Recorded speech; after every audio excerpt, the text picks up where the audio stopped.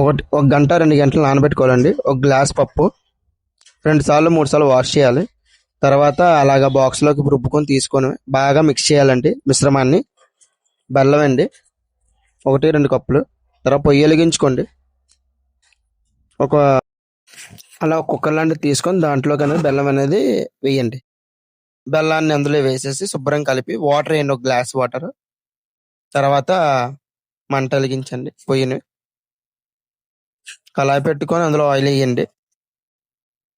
కొంచెం ఎక్కువ వేయండి, 1 లీటర్ వరకు ఆయిల్. తర్వాత గారెలు వేసేయండి. నెమ్మదిగా ఒక్కొక్కటి అలాగా డ్రాప్ చేస్తూ ఉండండి గారెని. ఎంతో రుచికరమైన చాలా చాలా టేస్టీగా ఉండే పాకం గారెలండి.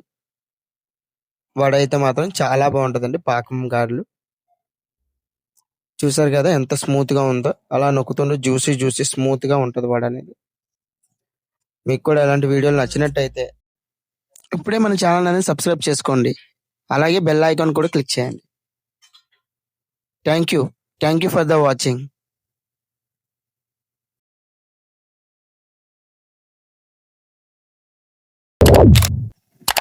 మన వీడియోలు కూడా మీకు నచ్చినట్టయితే subscribe to our channel. More latest updates. Thank you for watching.